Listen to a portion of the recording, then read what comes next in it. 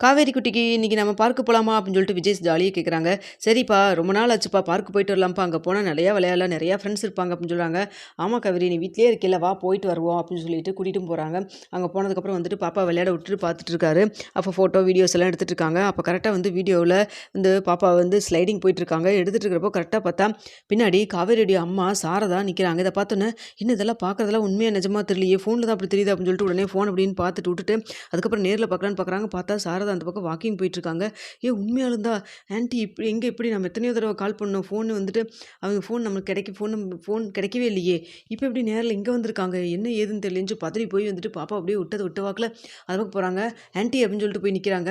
விஜயை பார்த்தோன்னே வந்துட்டு சாரதாவுக்கும் ஒன்றுமே புரியல. என்ன இவர் தம்பி வந்துட்டு மாப்பிள்ளை இறந்துட்டாருன்னுலாம் சொல்லிட்டு இருந்தாங்க, எப்படி உயிரோட ஒன்றும் புரியலையே. ஆன்ட்டி அப்படின்னு சொல்லிட்டு மறுபடியும் கூப்பிட்றாங்க. ஆன்ட்டி எனக்கு தெரியுதில்ல உங்களுக்கு அப்படின்னு சொல்கிறாங்க. என்னப்பா நீ நல்லா இருக்கியாப்பா அப்படின்னு சொல்லி கேட்குறாங்க. ஏங்க ஆண்டி இவ்வளோ இப்படி கேட்குறீங்க நீங்கள், நான் நல்லா இல்லாமல் என்ன போயிட்டேன், ஆனால் வந்துட்டு காவேரி தவறுனதுக்கப்புறம் என்னையும் பொண்ணையும் வந்துட்டு ஒரு தடவை கூட பார்க்கணும் உங்களுக்கு தோணவே இல்லையில்ல அப்படின்னு சொல்கிறாங்க. இல்லைப்பா அது வந்து அப்படின்னு சொல்லிட்டு இருக்கிறப்போ, எப்படிங்க ஆண்டி இருக்கீங்க, நல்லா இருக்கீங்களா, கங்காவுக்கு பாப்பா இருக்கால, கங்கா குழந்தை எப்படி இருக்கா, எல்லாரும் நல்லா இருக்காங்களா அப்படின்னு சொல்லி வரிசையை கேட்டுக்கிறாங்க. காவேரி தான் நம்மளை எல்லாம் விட்டுட்டு போயிட்டா அப்படிங்கிற மாதிரி சொல்லிட்டு இப்படின்னு சொல்லி பார்க்குறப்போ காவேரியும் அதே மாதிரி அந்த பக்கம் இருந்து நடந்து வந்துட்டு இருக்காங்க. பார்த்தோன்னு ஆன்ட்டி காவேரி பின்னாடி அப்படின்னு சொல்லி சொல்கிறாங்க. ஆமாப்பா அப்படின்னு சொல்லிட்டு இருக்கிறாங்க. என்னங்க ஆன்ட்டி நடக்குது, எனக்கு ஒன்றுமே புரியல அப்படின்னு சொல்லிட்டு இருக்கிறப்போ, இல்லை உங்கள் வீட்டு ஆளுங்க நீங்கள் இறந்துட்டதா சொன்னாங்க அப்படின்னு சொல்கிறாங்க. நான் இறந்துட்டேனா, யார் சொன்னா உங்களுக்கு அப்படி அப்படின்னு சொல்லி கேட்குறாங்க. என்னதான் நடக்குது, நம்ம என்ன சுற்றி என்னதான் நடக்குது ஒன்றுமே புரியலையே, காவேரி இறந்துட்டதா என்கிட்ட சொன்னாங்க அப்படின்னு சொல்கிறாங்க. இல்லைப்பா காவேரி வந்து அது வந்துப்பா அப்படின்னு சொல்லிட்டு இருக்கிறாங்க. அப்போ வந்துட்டு என்னம்மா யார்கிட்டம்மா பேசிகிட்டு இருக்க, வந்தால் போனால் யார்கிட்டையாவது பேசிக்கிட்டே இருப்பேன். ஹலோ சார் எப்படி இருக்கீங்க சார், எங்கள் அம்மா உங்களுக்கு முன்னாடி தெரியுமா, ரொம்ப நேரமாக பேசிகிட்டு இருக்கீங்க, நானும் அங்கேருந்து நடந்து வர பார்த்துட்டு தான் வந்துட்டு இருந்தேன் அப்படின்னு சொல்லிட்டு இருக்கிறாங்க. என்னங்க ஆண்டி சார்ன்னு சொல்கிறா அப்படின்னு சொல்லி கேட்குறாங்க. என்னம்மா இப்படி பேசுகிறாங்க, மரியாதையே கொடுக்காம அவன்னு பேசுகிறாங்க. ஹலோ என்னங்க அப்படின்னு சொல்லி கேட்டிருக்காங்க. அப்போ வந்துட்டு அப்பா என்னப்பா யார்கிட்டப்பா பேசிகிட்டு இருக்கு, யாருப்பா இந்த ஆண்டி, யாருப்பா இந்த பாட்டி அப்படின்னு சொல்லிலாம் கேட்குறாங்க. இதுதான் உங்கள் குழந்தையா அப்படின்னு சொல்லிட்டு உடனே வந்துட்டு சாரதான் கேட்குறாங்க. ஆமாங்க ஆண்டி அப்படின்னு சொல்லிட்டு இருக்கிறப்போ, அப்போ வந்துட்டு உடனே பாப்பா வந்துட்டு இவங்க எனக்கு நல்லாவே தெரியும் அப்படின்னு சொல்லிட்டு இருக்கிறாங்க. எப்படி அப்படின்னு சொல்லி கேட்குறப்போ, நான் ஸ்கூலில் இவங்களை பார்த்துருக்குறேனே, எனக்கு இப்போ தான் ஞாபகம் வருது அப்படின்னு சொல்கிறாங்க. ஆமா பாப்பா உன் பேர் என்ன அப்படின்னு சொல்லிட்டு உடனே வந்து காவேரி கேட்குறாங்க. என் பேர் காவேரி, உங்கள் பேர் அப்படின்னு சொல்லி, என் பேரும் காவேரி தான், என்ன ஒரு இது அப்படின்னு சொல்லிட்டு காவேரி உடனே வந்துட்டு அந்த பாப்பாவை தூக்கி கொஞ்சம் ஆரம்பிச்சிடுறாங்க. இதை பார்த்துட்டு ஆன்ட்டி வம்சம் இந்த பக்கம் வாங்க உங்கள்கிட்ட பேசணும் அப்படின்னு சொல்லிட்டு விஜய் இந்த பக்கமாக கூப்பிட்டு போகிறாங்க. கூப்பிட்டு போயிட்டு என்னங்க ஆன்ட்டி நடக்குது ஒன்றுமே எனக்கு புரியல, காவேரிக்கு என்ன தெரியலையா, காவேரி என்னை பார்த்தா என்னமோ யாரோட்ட பேசுகிற மாதிரி பேசுகிறா, என்ன ஒன்றுமே புரியல எனக்கு அப்படின்னு சொல்கிறாங்க. இல்லைப்பா எனக்கு இப்போ தான்ப்பா எல்லாமே புரிய வருது, நீங்கள் ரொம்ப முடியாமல் இருக்கீங்க, தவறிடுவீங்கன்னு சொல்லிட்டு தான் உங்கள் பாட்டியும் உங்கள் தாத்தா எல்லாருமே சொன்னாங்க, உங்கள் வீட்டில் சித்தி எல்லாருமே. அது மட்டும் இல்லாமல் குழந்தைய விட்டு போக சொன்னாங்க, அதனால தான் விட்டு போயிட்டோம். அது மட்டும் இல்லாமல் இவளுக்கு அப்போவே வந்துட்டு நடந்த கடைசியாக 3 வருஷமாக நடந்த விஷயம் எல்லாமே மறந்துருச்சு. ஆக்சிடென்ட் ஆனதுலேருந்து கடைசியாக ஒரு 3 வருஷம் என்ன நடந்ததுனே இவளுக்கு மறந்துருச்சு. தனக்கு கல்யாணம் ஆனதையோ, குழந்தை பிறந்ததையோ, உங்களை லவ் பண்ணி கல்யாணம் பண்ணது அவளுக்கு எதுவுமே ஞாபகமே இல்லை. ஏன் அவங்க அப்பா இறந்தது கூட அவள் மறந்துட்டா அப்படின்னு சொல்கிறாங்க.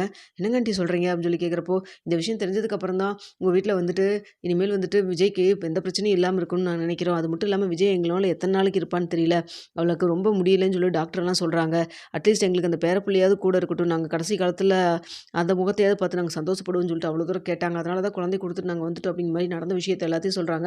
இதை கேட்டேன்னு எங்க ஆண்டி அவங்க சொன்னாங்கன்னு உடனே வந்துட்டு காவேரி எங்கிட்டேருந்து பிரிச்சுடுவீங்களா, காவேரிக்கு என்னை பற்றி எல்லாம் மறந்துருக்கலாம், ஆனால் எனக்கு எதுவும் மறக்கலையே, எதுக்கு எங்களை இப்படி பிரித்து வச்சு சித்திரவதை பண்ணுறீங்க, அவளுக்கு நான் இருக்கிறதே தெரில, ஆனால் எனக்கு அவள் இருந்தும் அவள் உலகத்திலே விட்டு போயிட்டான்னு நான் நினச்சிட்ருக்கேன், நீங்களும் நான் இந்த உலகத்திலே இல்லைன்னு நினச்சிட்ருக்கீங்க, என்ன தான் நடக்குது, நான் என்ன மாதிரி வாழ்க்கை வாழ்ந்துட்டுருக்கேன், எனக்கு ஒன்றுமே புரியல, ஒவ்வொரு நாளும் இவளை பார்க்க முடியலன்னு சொல்லிட்டு காவேரி இல்லையே என்னை விட்டு போயிட்டாலேன்னு சொல்லிட்டு நினச்சி அழுகாதனாலோ இது யோசிக்காதனாலோ இல்லை. உங்களுக்கு ஒன்று தெரியுமா, நான் ஒரு பிஸ்னஸ் கூட எதுவும் பார்க்குறதில்ல, ஊர் விட்டு ஊர் இங்கே வந்து உட்காந்துட்ருக்குறோம் நாங்கள். அது மட்டும் இல்லாமல் என் பொண்ணு அடிக்கடி வந்துட்டு அம்மா பார்க்கணும் போல இருக்குது டேடி, அம்மா பார்க்கணும் போல இருக்குது டேடின்னு சொல்லிட்டு அவள் கேட்குறப்பெல்லாம் எப்படி துடிச்சு போயிடும்னு தெரியுங்களா. உண்மையாலுமே உயிரோடு இருக்கிற இவளை வந்துட்டு இறந்துட்டா தான் நினச்சி நான் எவ்வளோ தூரம் வந்துட்டு ஒவ்வொரு நாளும் ஃபீல் பண்ணிகிட்டு இருந்தேன். ஆண்டி இதுக்கு மேலே வந்து டிலே பண்ண வேண்டாம், தயவுசெய்து எங்களோட வந்து இருந்துருங்க அப்படின்னு சொல்லிட்டு இருக்கிறாங்க. இல்லைப்பா அது சரிப்பட்டு வராதுப்பா, பாட்டி பாட்டியெல்லாம் இறந்து 2 வருஷத்துக்கு மேலேயே ஆயிடுச்சு, தாத்தாலாம் நல்லா தான் இருக்காரு அப்படின்னு சொல்லிட்டு இருக்கிறாங்க. ஆனால் இது அத்தனை வேலையும் எங்கள் தாத்தாவும் பாட்டியும் பண்ணிவிட்டு ஒன்றுமே தெரியாத மாதிரி என்னை இது பண்ணிட்டாங்கல்ல, அவங்கள போய் நான் கேட்டுக்கிறேன் அப்படின்னு சொல்கிறாங்க. வேண்டாம்ப்பா நீங்கள் பார்த்த விஷயத்தை எதையும் வந்து அவங்ககிட்ட சொல்லிக்கவும் வேண்டாம் அப்படின்னு சொல்கிறாங்க.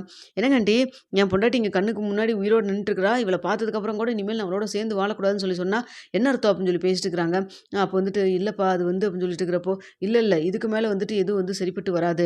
இங்க பாருங்க இனிமேல் அவள நான் ஒரு நிமிஷம் கூட பிரிஞ்சு வாழ நினைக்கவே மாட்டேன். அவகிட்ட இப்பயே நான் சொல்லப் போறேன். ஐயோ! தம்பி கொஞ்சம் அமைதியா இருங்க. அவகிட்ட பழசெல்லாம் எதுவும் சொல்ல வேண்டாம். டாக்டர் எதுவும் சொல்ல வேண்டாம், ஞாபகப்படுத்த வேண்டாம்னு சொல்லியிருக்காங்க. அவளுக்கே ஞாபகம் வரப்போ கேட்டா கேட்கட்டும் அப்படின்னு சொல்லி தான் விட்டுருக்காங்க. அதுக்கு மேல ஏதாவது பேசினோம்னா அவளுடைய உயிருக்கே ஆபத்தாயிரும்னு சொல்லியிருக்காங்க. அதனால தான் நாங்க எதுவும் சொல்லாம இருக்கோம் அப்படின்னு சொல்றாங்க. அதுக்காக ஆன்ட்டி இங்க பாருங்க அவ என் கூட இருந்தான்னா, கண்டிப்பா பழைய நினைவெல்லாம் கண்டிப்பா அவளுக்கு வரக்கு நெறைய சான்ஸ் இருக்கு. அத விட்டுட்டு இப்படியே தனியா பிரிஞ்செல்லாம் இருக்க முடியாது. அங்க பாருங்க அவளுக்கே தெரியல அது அவ பொண்ணுன்னு சொல்லிட்டு. அந்த என் பொண்ணுக்கும் தெரியல இதுதான் அம்மான்னு சொல்லிட்டு. 2 பேரும் எவ்வளோ சந்தோஷமா இருக்காங்க. இதுவே வந்து தெரிஞ்சு ஒண்ணா இருந்தாங்கன்னா எவ்வளோ நல்லாருக்கும். உண்மையாலுமே என்னால முடியலைங்க ஆன்ட்டி. இதுக்கு மேல வந்துட்டு என்னால பிரிஞ்சிருக்க முடியாது. என்ன நடந்தாலும் பரவால்ல அப்படின்னு சொல்றாங்க. ஏங்க அவ ஏதோ வந்துட்டு உயிரோட உலாவிட்டு இருக்கிறா.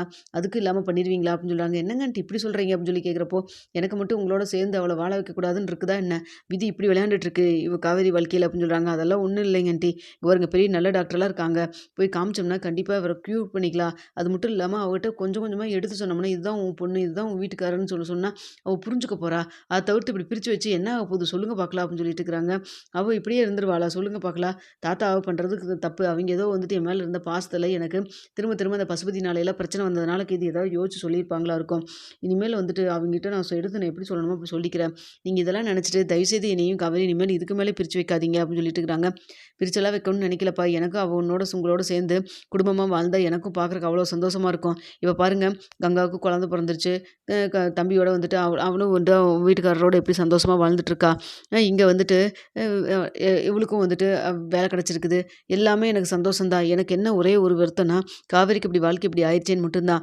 அதுக்காக வந்துட்டு நான் அவள உங்களோட சேர்ந்து வாழக்கூடாதுன்னு நினைக்கல. அவள கூட்டிட்டு போய் வாழ்ந்தீங்கன்னா ரொம்ப சந்தோஷம். உலகத்திலேயே அத விட சந்தோஷமான விஷயம் எனக்கு வேற எதுவுமே இருக்க முடியாது. ஆனா அவளுக்கு இப்போ உண்மை அவளுக்கே தெரிஞ்சா பரவாயில்ல. இப்ப நாமளே ஏதாவது சொல்ல போய் அவளுக்கு ஏதாவது பிரச்சனை ஆயிடுச்சுன்னா உடம்புல அப்படின்னு சொல்றாங்க. அதெல்லாம் என் காவேரிக்கு எதுவும் ஆகாது. நான் இருக்க. அவ எந்த காலத்துலயும் எக்காரணத்த கொண்டு என்னை விட்டு போயிறவே மாட்டா. எனக்கு எப்பவுமே மனசுக்குள்ள சொல்லிட்டே தான் இருந்தது. ஒரு பக்கம் அவ இல்லைன்னு சொல்லி ஒரு பக்கம் கவலை இருந்தாலும், எப்பவுமே கூட இருக்கிற மாரியே தோணிட்டு தான் இருந்தது. எனக்கு உண்மையாலுமே இவள இன்னைக்கு பார்த்தது ரொம்ப சந்தோஷம் தான். ஆனா எனக்கு பின்னாடி இவ்வளோ நடந்திருக்குன்னு நினைச்சு அதான் ரொம்ப கஷ்டமா இருக்கு. இனிமேலும் வந்துட்டு அம்மாவும் பொண்ணையும் நான் பிரிச்சு வைக்க தயாரா இல்ல. எது நடந்தாலும் பரவாயில்ல நான் கூட்டிட்டு போறேன் அப்படின்னு சொல்லிட்டு இருக்காங்க.